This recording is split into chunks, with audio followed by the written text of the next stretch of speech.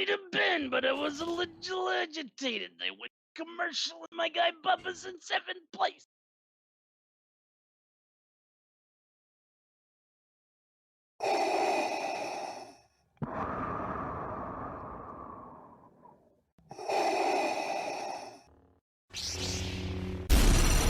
From Mordor to Hogwarts to Gotham, the nerds have come together to create a show for nerds by nerds.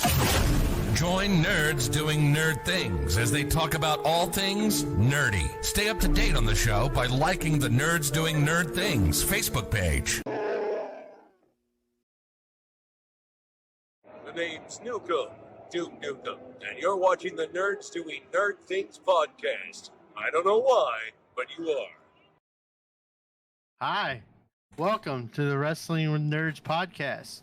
I am the guru. That is AJ, and the one below in the Acknowledge Me shirt is TJ. Technically, he's to your left. I guess that might be your right. Okay. I don't know. My thing on the top's all weird. I got AJ center, Ryan right, but I know it's all. Today is episode 2 of our podcast. If you didn't check out our introduction, check it out on the YouTube channel.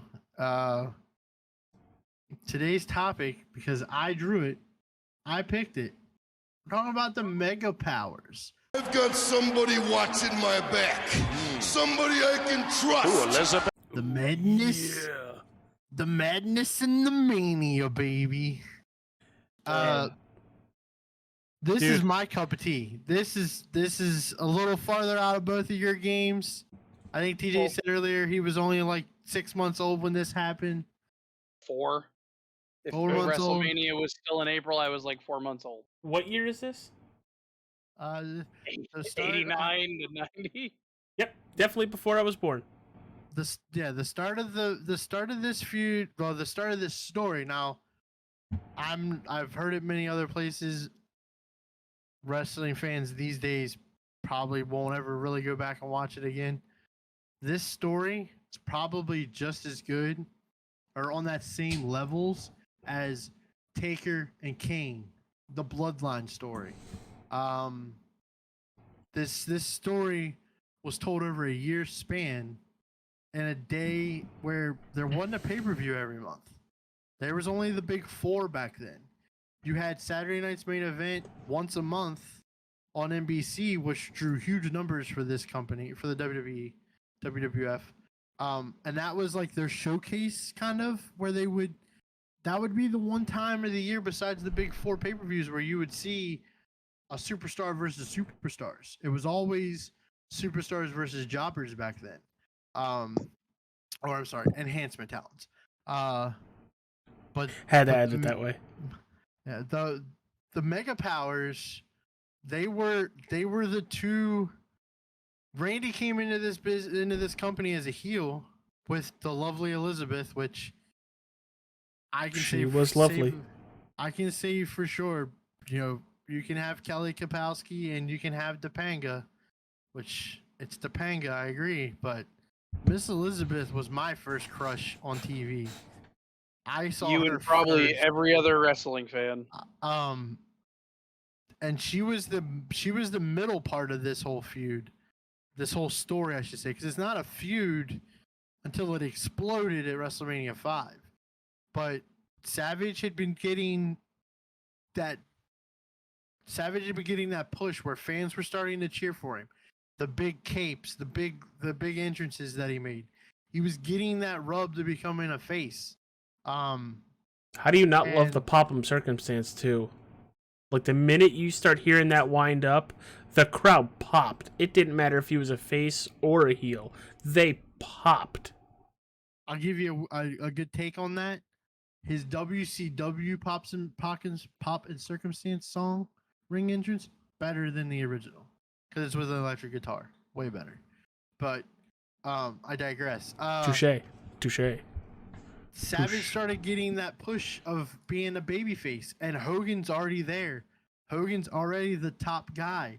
Mm-hmm. They needed that second top guy that in this case, Hogan goes away to do No Holds Barred, which I made you two watch the other day. They needed they needed that face to take his place. Suburban Commander So is to better. speak. And Randy became that. Randy, these guys are my number 1 and number 2s. I won't argue with anybody on your list of 5. I mean, I'll go ahead and give you that spoiler alert from when we get there for that. These are my 2. This is my number 1 and my number 2 of all time. These were my guys. I loved Hulk Hogan and Randy Macho Man Savage. I love the outfits from Randy. Randy was his voice, the deep rumbling voice, and the flow of his interviews were so good. We see the gifts for him everywhere now. The cream of the crop, too sweet to be sour. All of that came from Randy. Hogan's chops on the mics, not bad either. It's just as good. I know Hogan gets a bad rap. We will have a podcast. Stay tuned for that.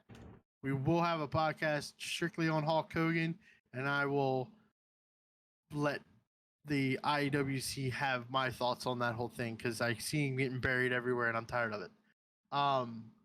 But Randy became that number 2, and it was because of Elizabeth that brought Hogan to give Randy essentially that rub, that push to, hey, you're number 2 status, number 1 status. Let's go. You ride on my back and we'll go. He was in a match with Honky Tonk Man on Saturday night's main event. He gets taken out by the Hart Foundation, who were aligned with Honky. And there's a famous part where Honky hits Savage with the guitar. Mm-hmm. Elizabeth runs to the back. Who's she going to go get? Because Hogan had been away. All of a sudden, she's dragging Hulk Hogan to the ring, and it's like, whoa, okay. Now we see where this is going. And it's just digressed from there. Such a good play, because you know he's gone, so everybody is not thinking him. And we just watched, before we did this, the 55-minute like documentary on the Mega Powers, them coming together and the explosion of them. Yeah, we watched the episode of WrestleMania Rewind for 5, and it built from there. They did the famous handshake, which is behind me on my screen. That's where the power lies, brother. It's the madness and the mania. You put them together, the Mega Powers. And as a fan, for me, it was like, this is the greatest thing ever. My 2 favorite guys are together. They're on top of the board. They're the top guys. They got put against Ted DiBiase and Andre the Giant right out of the bat because of Savage's win at Mania in the tournament that Hogan helped him win with the chip shot. Didn't need Hogan to help him win it, but it was a nice touch of to get back to the heels of I got you before you got me thing. And that's where it took off, and it went from there, and it was humongous. They had, from then on out, it was the Mega Powers. It wasn't just Hogan and Savage were just come together every once in a while. They were the Mega Powers, and they were all over television. So, Ryan, when you saw the Mega Powers and that they're becoming this tag team force, were you in the moment expecting the blow up that came? No. We touched on it with TJ being 4 months old. When this occurred, I was only a year and 6 months, year and 7 months old. So I didn't see this till much later. I mean, I've been a wrestling fan since I was at least 2 years old, from what my parents tell me. So like, I was renting tapes at 3, 4, 5. When it was movie night, that's what I got, was wrestling tapes. So I watched this stuff off of VHS tapes. I never got to go back and watch like the TV things, but like as a kid, it was like, I always took it as, if Hulk Hogan's there, Macho Man's there. They were a pair. They were an item. They were a group. And then like later on, when we get into after they explode and Savage becomes a heel, becomes the Macho King, it was like, okay, and then they wrestled each other all the time, and I was like, all right, this is even better. My 2 favorite guys, and they wrestle each other all the time. Yeah. That's where this was for me. But like, this is like This is almost like when I guess the thing that popped in my head was like, this is what happens when like 6 or 7 generations of Power Rangers all come together. You had Hulk Hogan and Macho Man together, and it was like there ain't anything better than this. And they can take on anybody and beat them. Since we're having a basic discussion on the Mega Powers and all that stuff, we kind of got Ryan's aspect of it. TJ, your first memory of watching this happen. I know it's on not a Betamax live. tape. So I'm gonna date the world on a Betamax tape. That predates VHS. My father used to record WrestleManias on a Betamax. For people that don't know what it is, it was a weird looking VHS. I know exactly what it is, but my back just started hurting. And and you're the youngest one here. How the hell does that happen? I just turned 30. Everything breaks at 30. We know this. It's like Fry said, as far as I can ever remember, there's video of me and my first Christmas so I guess it'd technically be my second Christmas, born in October. My first Christmas, obviously, I wasn't standing, walking, anything. It's old. If that. My first Christmas after that, the big gift I got was, and Ryan, you want this, I know you want, was a Hulk Hogan wrestling buddy. I have the Jake. I had the Ultimate Warrior. I have a Jake the Snake as well. And there's video of me, giving it a power slam and just laying the atomic elbow on the thing. So, Dad obviously was into wrestling. I was into wrestling. I got to see this on a Betamax tape. And I don't know how to describe it other than it was like you had these two guys, you had Hogan, was this like immortal. He picked up Andre. That's the first thing I ever remember was Hogan picking up Andre. First thing I ever remember from wrestling. And then I got introduced to this, the flashy guy with the cool glasses, had that specific talk to it. It was like, whoa, what is this? Different, but it's just as cool. And now they're together and they're fighting the world and anything that the world can throw at them. And good luck. This is how heroes are created. Me, Hulk Hogan was a hero. Still is. Yeah. Some people have their Batman and Superman combined. Mine was Hulk Hogan and Macho Man. And I get goosebumps hearing Real American every time because it triggers that early memory of like, oh my God, like it's happening. And I know I am very late to the game. Nobody's got to tell me that. I am effing aware of it. We're just glad you're here. But my first, because I really like documentaries. Let me start with that. I love documentaries. And it took to the network, really. Because I wasn't really searching it on YouTube. What was I searching on YouTube? John Cena funny moments. The Rock funny moments. Stuff like that. Cold funny moment. That too. What? Oh, sorry. AJ? What? I make you look like I'm not paying attention, and then I did it. I forgot we had those. What?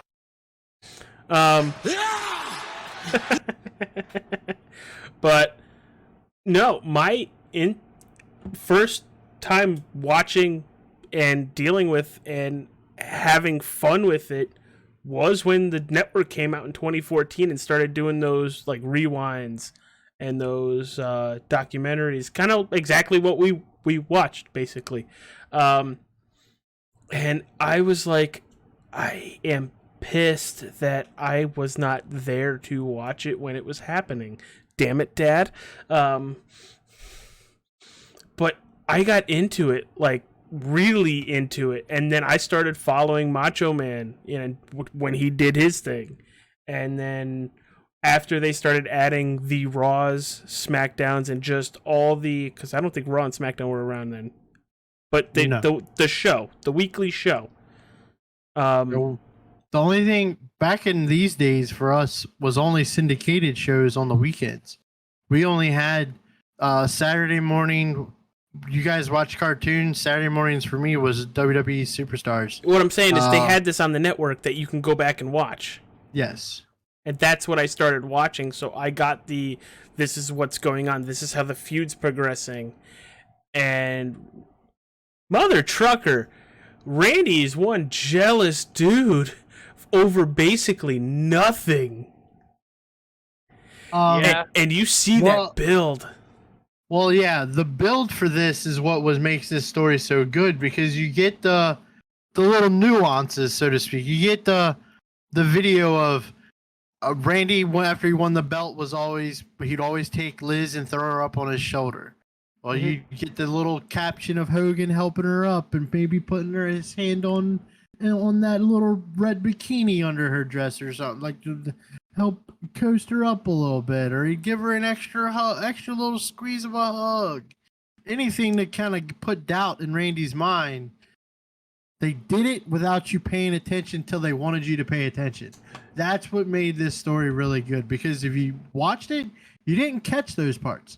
Jesse Ventura never was a Hogan fan, was always a Randy fan, so he was always despising what was going on. But he would depict it a little bit, but you wouldn't believe him because it's Jesse. You can't believe Jesse. Right. And he was the one that was trying to make you like, that happened? Yeah. Did it? And then we get to, I mean, they feuded with DiBiase and Andre. Got us to SummerSlam of '88. It was the Mega Bucks versus the Mega Powers, with Jesse Ventura as the guest referee. And Hogan and Savage go over. They have the shock. They have the awe. They have Elizabeth in was supposed to be a teeny weeny yellow polka dot bikini. Until Randy saw it that day. Randy saw it and said, there ain't no way she's wearing that to the ring. So what they went with was this yellow dress that she's wearing, and she takes off the skirt of the dress to reveal red underwear. And if you ever get a chance to watch that back, if you watch Andre's face when he sees her wearing just red plain underwear, it's the best look I've ever seen that giant man put on his face. It was hilarious. And it was like, it wasn't anything. This wasn't the yellow polka dot bikini you told us it was going to be. It's just red underwear.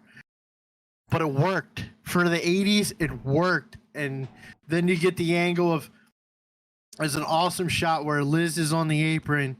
Jesse's dumbfounded. DiBiase's dumbfounded. Andre's in love. And Hogan and Savage are down on the floor, and they get up on their knee at the ring apron and look and see what she's doing, and they shake their heads and they shake hands like, that worked, brother. This is gonna be good.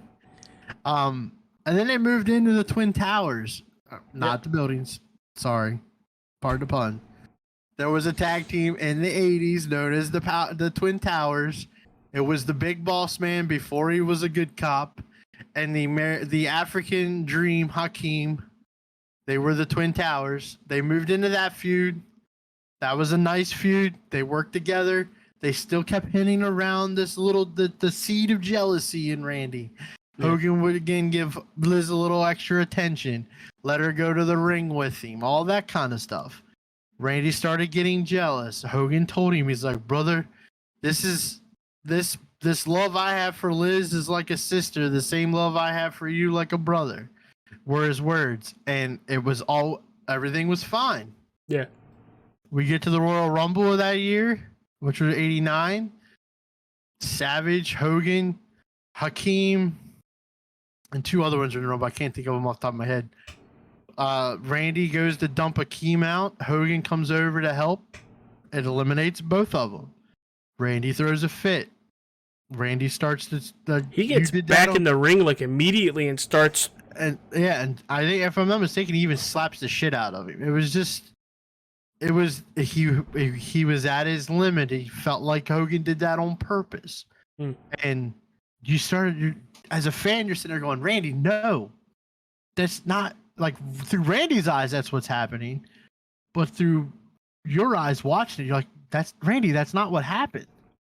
You didn't see, like, you missed it. Yeah, you missed it. And it was almost like the world of instant replay. It was like, you saw it on the Titantron. You can't just, yeah, you know. and it was they don't really use that anyway. it's like, man, that's like somebody needs to like step up and show Randy that it's not this. That's not the jealousy that you see. And then we get to February, NBC special.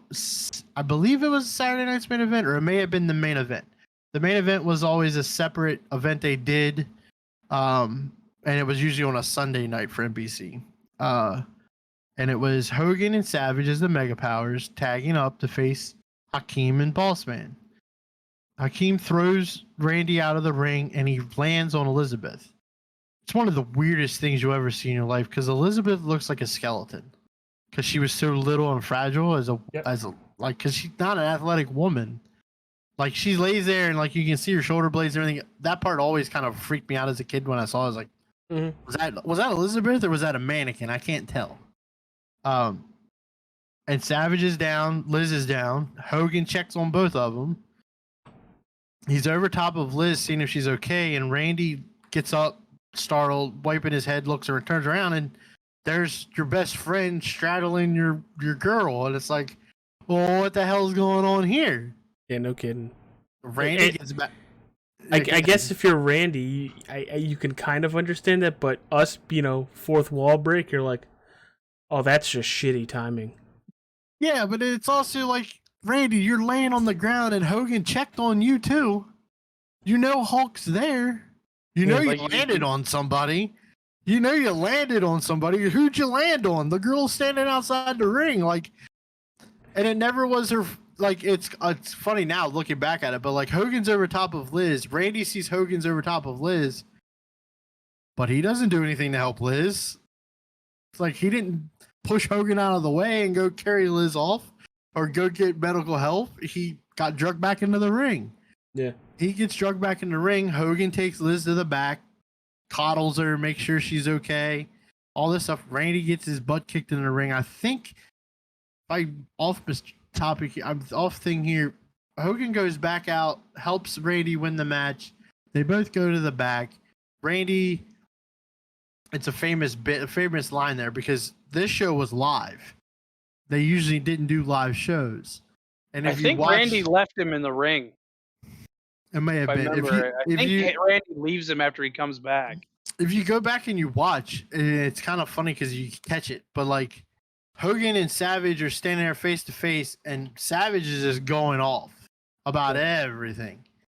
And Hogan looks to his left to the director, Dick Imbecile. Like, are we back live? And like by the time he turns and looks at Dick, Dick's already going, yep, we're already live. Like you see Hogan checking for time and it's like, no, we're live, let's go. And then of course we get I see the jealousy in your eye, brother. And then Hogan looks at Liz and says, will you help explain this to him? And Randy goes, I'll explain it to you. And wham, drills him in the head with the world title. And we're off to the races. All right. And after, we get to the Mega Powers explode. We get to WrestleMania 5. The question going into WrestleMania 5 was, who does Liz align herself with? Does she go with Randy, who she's been with the whole time? Or does she side with Hogan? Randy going in is...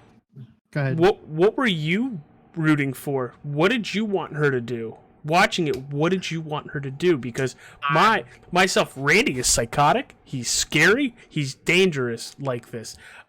Hogan. Yeah. Like I said before, these are my 1 and 2s. Hogan's my 1. So I'm Hulk Hogan, ride or die. So I liked, as a kid, not knowing, Randy and Liz are married. Hogan's already married. It was like, I want Elizabeth with Hulk. Hulk's the good guy. I want them two together. Yep. I want that to be this. I want that to be how this goes on. Not knowing that, Randy and Liz have been married for about 5 years now at this point, which nobody really knew. If you went in the other world, I would say I think Hulk and his wife knew at the time. I think it because I meant like as a fan. As a fan, okay. You didn't. Kayfabe was real back then, and you didn't know This was one of those That's truths. Oh, you didn't know? Well, you weren't supposed yeah. to. So like, you were like, I want Hogan, Do-do-do-do-do. I want Hogan and Savage or Hogan and Elizabeth together in the hell with Randy at this point because Randy was the heel, and at that point you still believed in him, believed in a heel and a He good was guy. being jealous and crazy and, Yeah, he was just straight reading psychotic. the room wrong. He was just reading the room wrong. Yeah, And through Randy's eyes, he was right. To everybody else watching on TV, Randy, that's not what happened. Yeah. well, unless you were Um, Jesse Ventura. Unless you're the heel announcer Jesse Ventura, then he was right. This was big. This was Mega Powers Explode at WrestleMania 5. I hope it gets on the event charts one of these days. This was the second pay-per-view back-to-back. Never been done before. Might not ever be done again unless you count night 1 and night 2 as two different shows where pay-per-view like WrestleMania was done in the exact same arena back-to-back years. WrestleMania 4 and 5 were in Trump Plaza. That's President Donald Trump Plaza in Atlantic City. So that was big. That was huge. We went into WrestleMania 5 wondering how big the Mega Powers explosion was going to be. Mhm. Whether that was going to be, could the arena hold the powers exploding? Will it crumble to the beach below? And it was great. I mean, the match turned out very good. Randy went into the match with a staph infection in his elbow. That's why if you watch the match back, he's got a huge elbow pad on his one arm. So he wasn't feeling great, but Randy does business the way you're supposed to do business. The match itself was a great story. Elizabeth came to the ring and went to an opposite corner. She stayed in a neutral corner. She didn't pick sides. Randy kind of forced her hand a couple of times to move in ringside, but other than that, it was a very good match. Randy hit the elbow. Randy busted Hogan open early. Randy hit the elbow drop. Everybody thought it was over. Hogan, of course, kicks out. Hogan hulks up. Hogan takes big boot, drops the big leg. 1, 2, 3. Hulk's the champ again. Randy's on his way to becoming the Macho King. The Mega Powers exploded. The fun thing back then, and He ditches Elizabeth, right? Like this is the beginning of that too, right? Yeah. No, this is where Liz and Randy kind of start their split for a while, right, Fry? I mean, I think that leads to one of the greatest feel-good moments I think any WWE. Wasn't that at like a SummerSlam? Well, it led to a big moment, a big heartfelt moment. Yeah, this is the time where of course old school WWF didn't have your big feuds on television because there wasn't a Raw or SmackDown. So like you would have Hogan and Savage, they would run the country as the main event on house shows because you made your money on house shows back then, not on TV. So like you'd run Hogan Savage everywhere. Well, you would have Hogan with Liz against Savage. They ran it all over the country, all over the world. My actually first inkling of a matchup between these two was on a VHS tape of Hulk Hogan's greatest matches.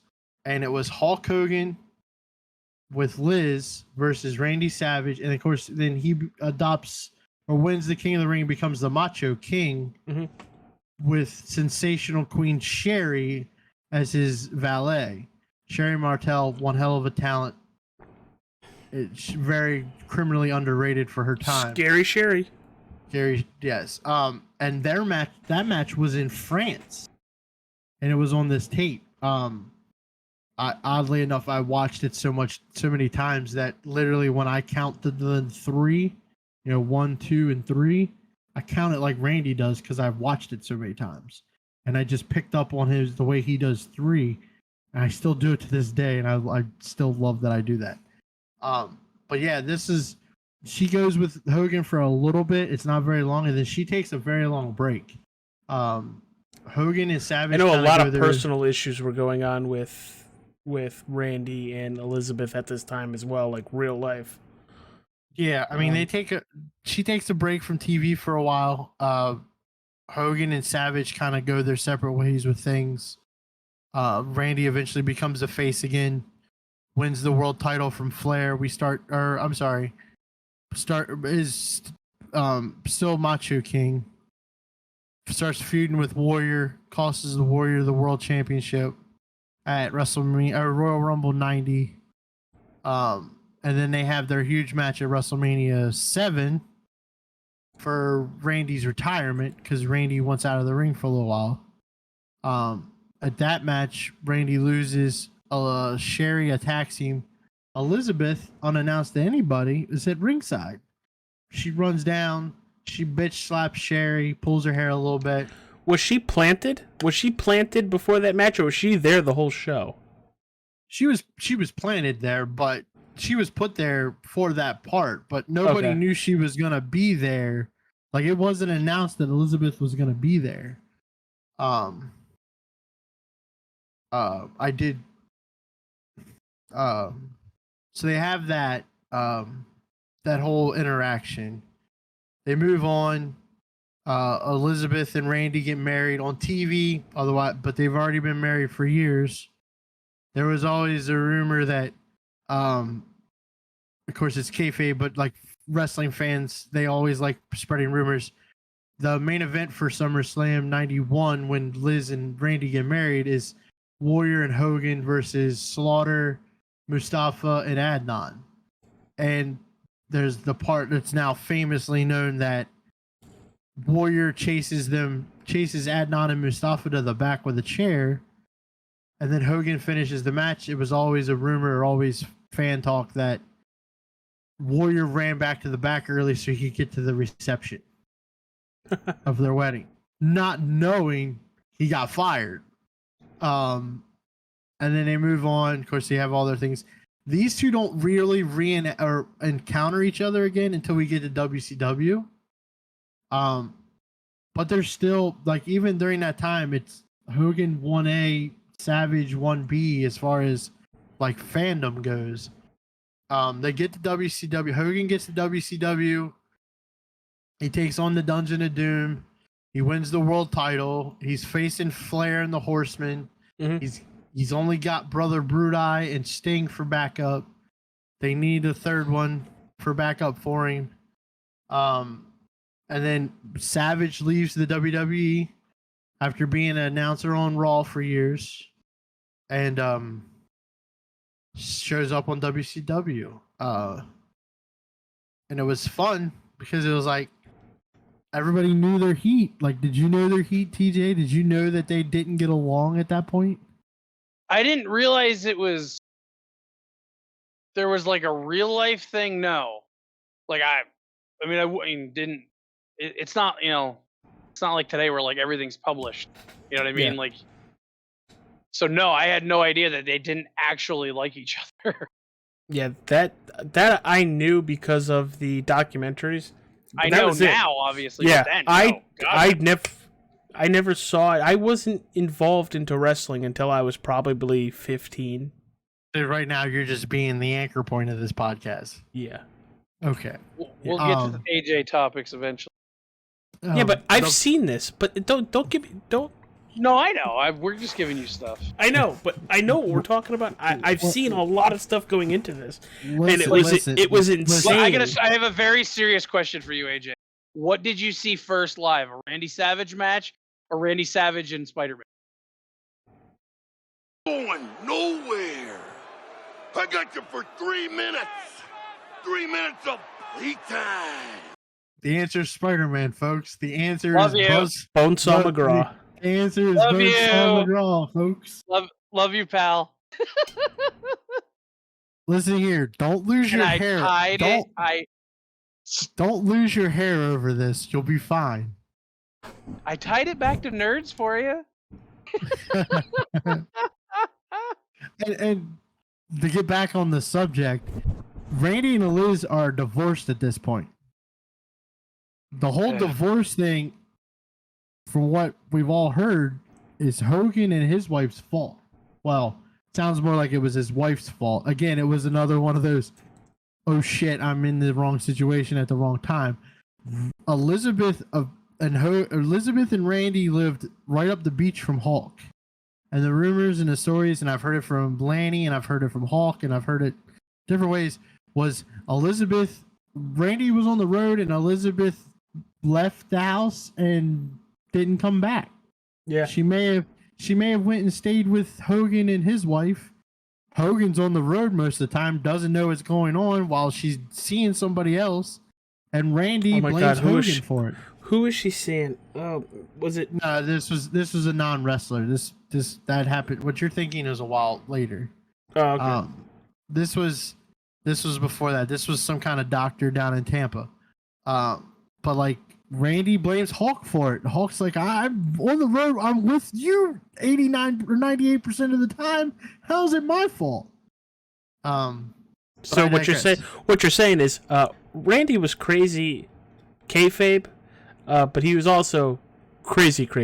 I heard the jealousy from him was real. A lot of the actual jealousy was real. Oh yeah, you couldn't. I've heard plenty of different people tell the same story where you couldn't look at Liz. Like he would go to the locker room and lock Liz into a room so nobody could talk to her. I mean, imagine her around Flair and how goofy Flair would have been giving her grief. I don't want to imagine her around exactly. Flair. Or on an airplane with Flair. It's a problem. It's like a baby's arm holding an apple. That baby's arm holding an apple doesn't even anywhere near her. If you know, you know. But like, they come to WCW and like Savage teases. He's like, I'm either gonna shake his hand or I'm gonna slap his face. And it was becoming known now that like these two didn't get along. Yeah. He did come to Hogan's aid at I believe it was Clash of the Champions. And they were the mega powers in WWE. I think they were waiting for the copyrights to say otherwise. So at this point they were known as the Monster Maniacs. Then this time they had Jimmy Hart as their manager for a while because Jimmy managed Hulk. Hulk's the world champ. They're feuding with the Four Horsemen, which was Flair, Arn, Brian Pillman, and Benoit at this point. And they're fighting the Dungeon of Doom, who are all the casting characters from Hogan, from the WWF from the 80s. Yeah. Repackaged, like the Earthquake was the Shark. Brutus the Barber Beefcake had turned heel on Hulk the year before. He's now the Zodiac. Yes, no, yes, no, yes. He's the Zodiac. Kamala's there. The One Man Gang. Ming, who was Haku, is now there. So then we get this uncensored 1995, which was a weird gimmick pay-per-view for WCW where none of the matches had rules. And we get this Doomsday Cage match, which we were talking about. This thing is stuck in my head. This thing is literally stuck in my head. I remember this, and I don't know why, but it was like this weird cage thing, and they were like trying to get out of it. And it's one of my earliest WCW of Hulk. Yeah, like this is the biggest fumble conundrum in early WCW ever. Like none of the rules for the match made sense. Hulk, it was a cage, it's 3 tiers. And Hulk and Macho have to start at the top and work their way down. Now there's escape doors in these levels to get to the next level down. But there's no way to jump. You have to jump through the holes to get through. And I'm the biggest Hulk Hogan fan there is. My man hasn't come off the top rope ever, and you expect him to jump down through a hole to get to the ring? That was comical. Why do I picture the thing from Ready to Rumble? It's the same concept. It was similar. But it's 3 full cages on top of each other instead of like a smaller one and then a smaller one. Okay. Instead of a pyramid style. They didn't do it in the ring. Like they had a ring in the middle of the arena for the other matches. This was all the way against the wall. Like if I was buying a ticket for this show, I'd have been pissed if I was at the other end of the arena and had to try to watch something all the way across the arena. Yeah. Like it didn't make any sense whatsoever. It was the weirdest thing. Like they get to the bottom and like they're fighting like I think 2 or 3 guys, and it's like, how do they win? There's no door on the cage. They can't escape. They can't pin them. What? How do they win? I don't even remember if anybody actually won. I remember them beating the hell out of somebody with a frying pan at one point. Ow. It was WCW's early conundrums, and we see where that ended up for WCW. Trash. But it was. This was, I think, in the same time era as the monster trucks on the roof. Why is this happening? But it's really cool thing. Same era. Yeah. They WCW pulled no punches when it came to gimmicks. I mean, later on that year, we got the monster truck rally on the roof. The giant falls off the roof, dies, but then comes back for the main event. Mm-hmm. Don't know how, but he did. So like the rest of the WCW run for these guys, they're together. When Hogan's red and yellow, Randy is right there alongside him. These two and Sting were a group for the most part.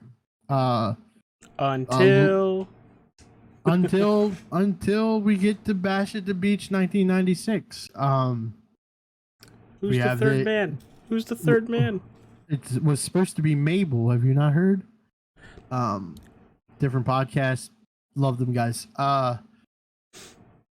We were introduced to Hall and Nash, Diesel and Razor.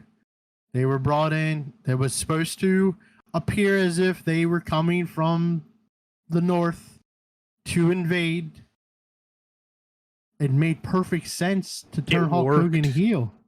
The guy that represented the north while way before he came to WCW is Hulk Hogan. Hogan had been off TV for I think 3 months at that point. Probably filming another TBS TV movie thing. Randy teamed with Sting and Luger to take on the Outsiders and their third man. Nobody knew who the third man was. All night long they kept teasing him. Gene Okerlund kept telling people that when they do the backstage interviews that the voice sounds familiar, folks, but I just can't picture who it is. Now you blindfold anybody and you have Hulk Hogan talk. Could you tell it was Hulk Hogan? Absolutely. We get into the match. Luger gets taken out by a Stinger Splash, Introvert and Stinger Splash from Sting.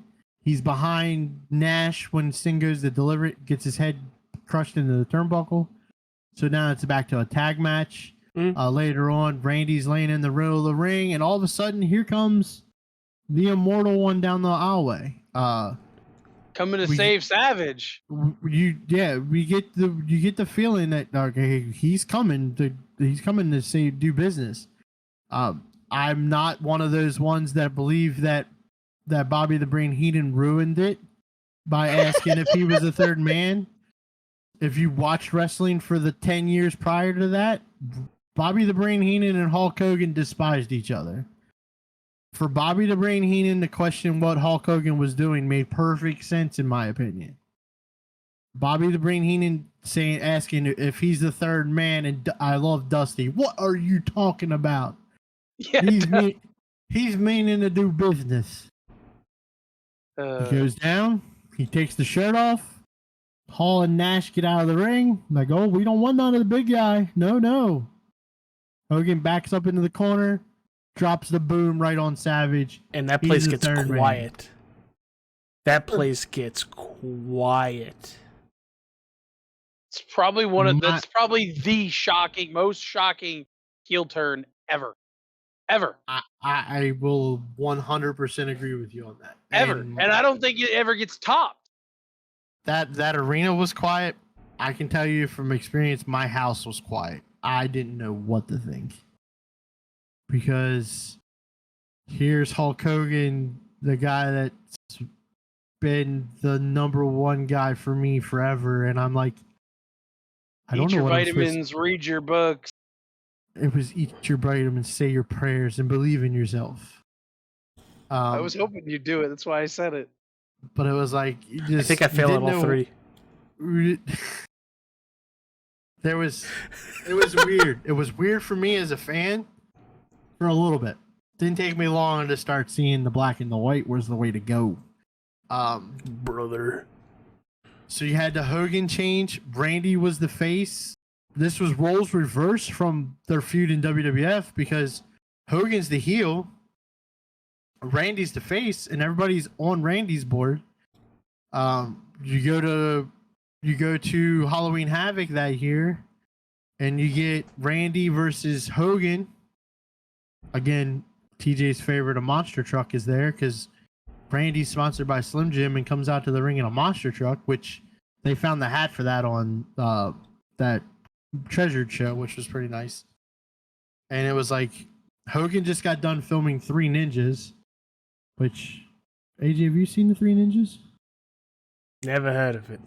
Another one to the list. I love how you scroll your lip at it and it's like, oh, I've never seen that, but I've seen all the Disney movies I need to see. Speaking of that, shameless plug here. We just released Across the Spider-Verse. Go check it out. I love how he gives the thumbs up, like, I'm not going to give him the finger.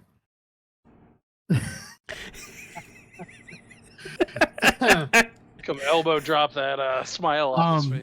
So, like, if I'm giving you matches to watch, you need to go back and watch this Halloween Havoc in 1996. Hogan and Savage. If not for the match, the commentary on the match is great. It's Tony Schiavone, Bobby the Brain Heenan, and Dusty Rhodes. And, oh my, they have fun with it. Because Hogan comes to the ring. His You character... just gave me a future draft topic. Thanks, pal. His Best commentary team?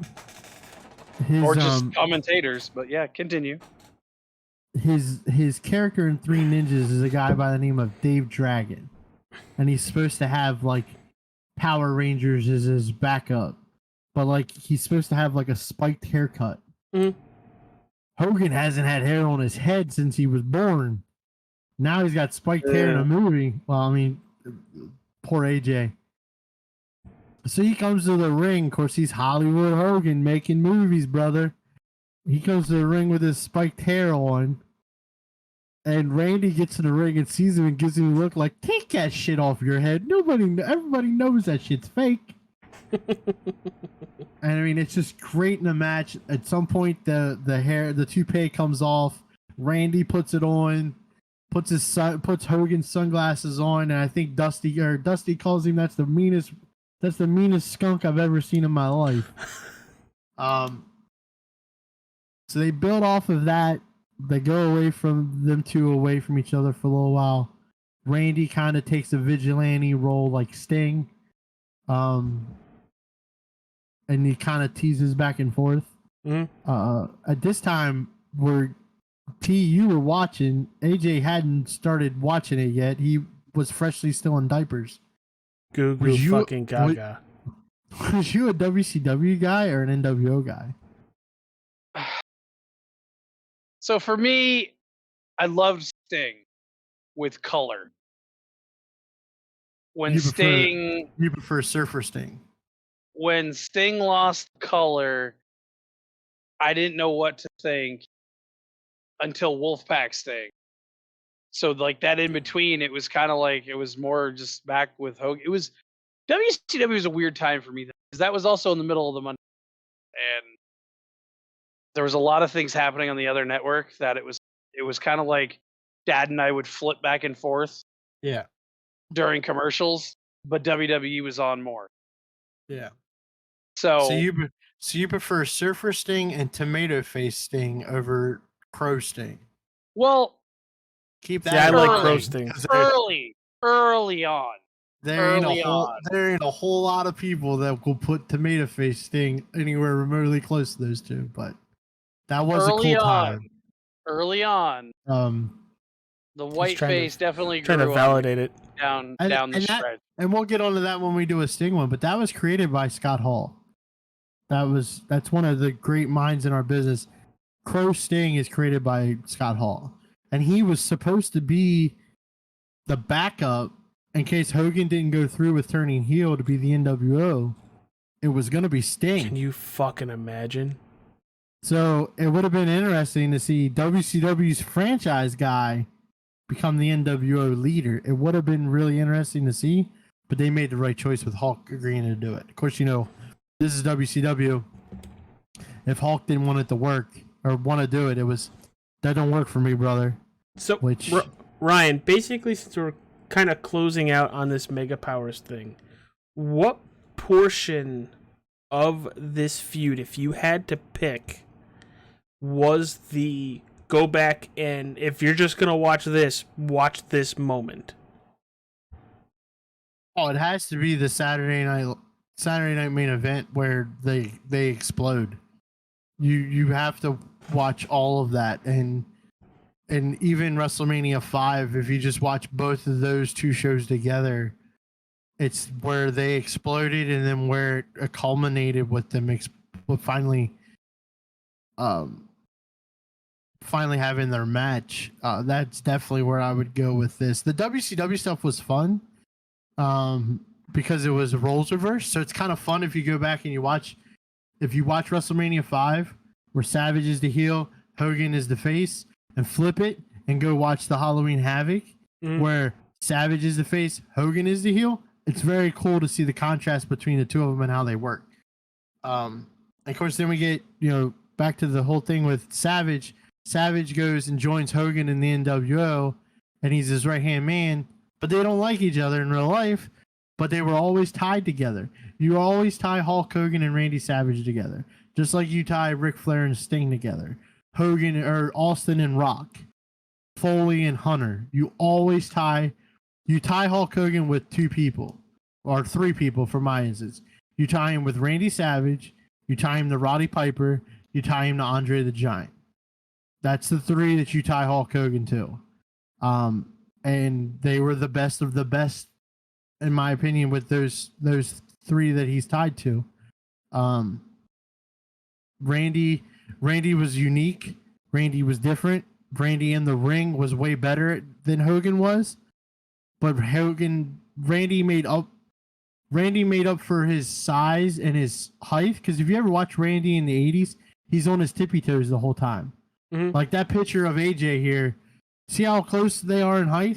They're not even really close. Hulk's kind of down, and Randy's like... I bet if you would see that full photo, which they never show, Randy's on his tippy toes. Randy's only 6 foot tall, 6'1". Hogan's 6'7". Look at mine with the hat. There's a reason the hat was so... Randy always made up for his size with his in-ring ability. Hulk didn't have to have the ring-in ability because of how big he was and how over he was. These two, like I said before at the beginning of the show, these two are my guys. It's fun to go back and review this, the Mega Powers Explode, because it's probably one of the most influential things I ever watched as a kid for wrestling. And like I said, these will always be my 1 and 2s no matter what. All right, guys. Well, we're switching it up just a little bit, and like we mentioned before, we're gonna go into our top 3 championship belts. And son of a bitch, I spun first, and it's gonna be really easy for this. If I pick it, they can't. If they pick it, we can't, or I can't. So it's we're canceling each other out with this kind of stuff. But Ryan, would you do me a favor and lift that up, please? It's gone. Oh, it's blocking you. It's blocking you. Darn it! It's the big gold belt. That is my favorite. It looks like a championship belt and what a champion is going to want over their shoulder. Going second, because this is going to be rapid fire, baby. It's Ryan Fry, the wrestling guru. My belt is the dual-plated WWF championship from the 1988 when Savage won it at WrestleMania 5. The dual-plated belt was only worn by Savage, Hogan, Andre, and DiBiase. It's dual-plated, it's gold, and it's nickel-plated. It's the only one they did that way. It's superbly better than the regular Winged Eagle. And the other half of J&J Security for round number 1, TJ Barnier. That would be the Stone Cold Smoking Belt. That is Skull. Referred to as this. It's referred to as the Smoking Skull title. That would be the one. I was getting there. Ah! I made AJ mad. I was living in his. That would have been my number 2. Haha. That would Now, have do been I my go number again? 2. Is it a snake or do I gotta wait till third again? No, It's no, snake. you're not. It's a snake. It's a snake. Fuck. Just think just when you think we're faces, I turn it on a heel. What did Piper say? Just when you think you got the answer, I changed the question.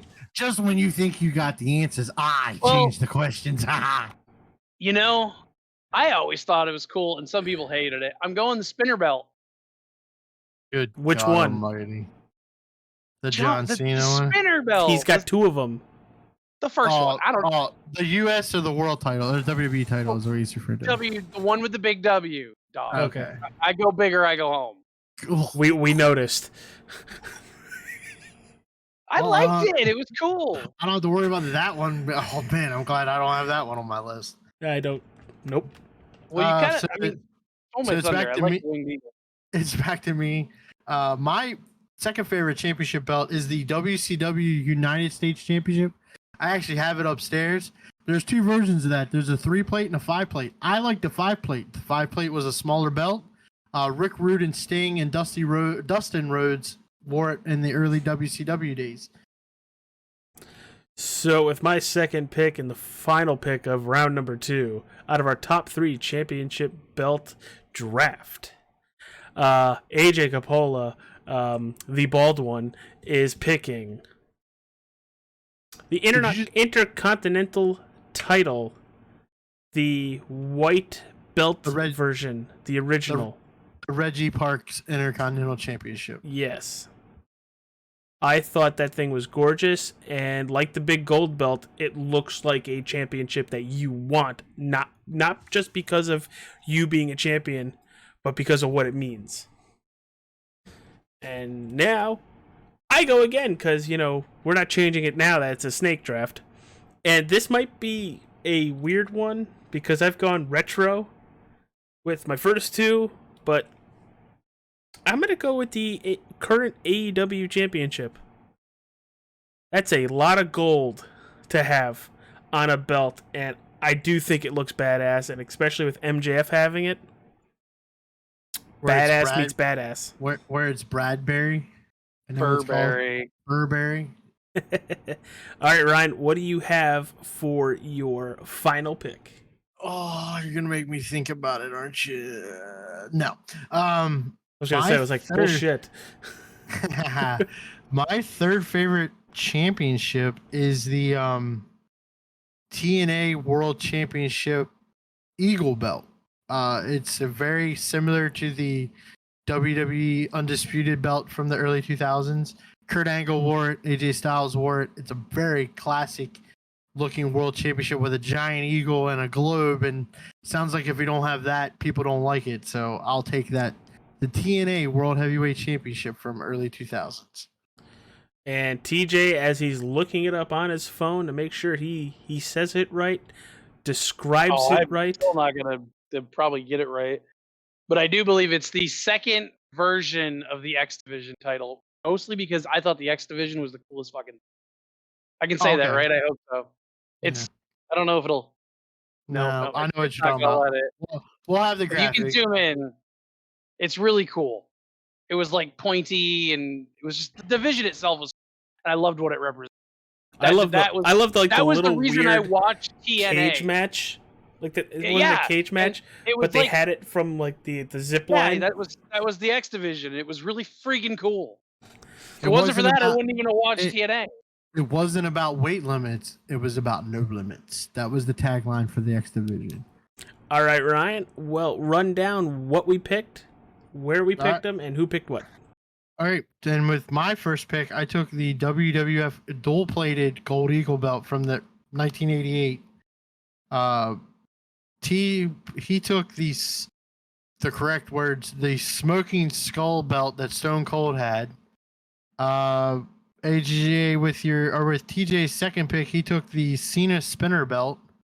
Didn't have to worry about that being on anybody else's list. I took the WCW 5-plated United States Championship. AJ took the Reggie Parks old school Bret Hart Warrior, all that IC title. So cool. So good looking. And then with his third pick, he took the AEW Championship. I took for my third pick the TNA World title from the early mid 2000s. And with the final pick of your top 3 championship belts, TJ took the X Division title version 2. So that's our top 3s in the comment sections after you've liked and subscribed. Let's see what you guys have. You know, what'd you think of the Mega Powers? What'd you think what your top 3 championships are? Because I'm curious. Let's make this better. Give us your top 3 and then tell which one of us which top 3 is better. Ryan, I'm pretty sure that's pretty easy. I'm pretty sure that's pretty easy. I'm always looking for the W, baby. Always looking for the W. I mean, I didn't know this was a competition. Somebody tell me these things. Who in the bloody hell said you were winning this competition? I know I'm not. I think I pretty much win after you picked AEW Championship. But that's Dude, my it opinion. just looks cool. It's all it is. It looks cool. It does look cool. But the big so gold would hair belt on your head would look weird. At this point, it would look weird. So I'm not sure I would know what it would look like. I'm thinking the bandanas in the background should be on your head too. Brother. Yeah. Can anybody look at AJ's picture and figure out what the continuous similarity between the 3 of them are? Well, both. They all lost their hair on their head. All right, everybody. Well, thank you for tuning in to episode 2 of Wrestling with Nerds. I'm AJ. That's TJ over there. And then that's Ryan. So hit that like button, subscribe. We're doing this weekly, but check out all our other socials. You know, Facebook, Instagram, Twitter, TikTok. We're everywhere. I think TJ just made 2 wolves kiss each other. It was weird. Too sweet. But see you later, everybody. Oh,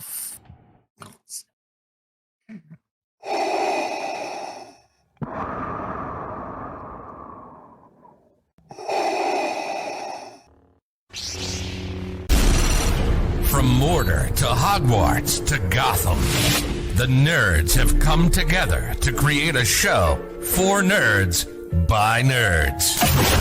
Join nerds doing nerd things as they talk about all things nerdy. Stay up to date on the show by liking the Nerds Doing Nerd Things Facebook page.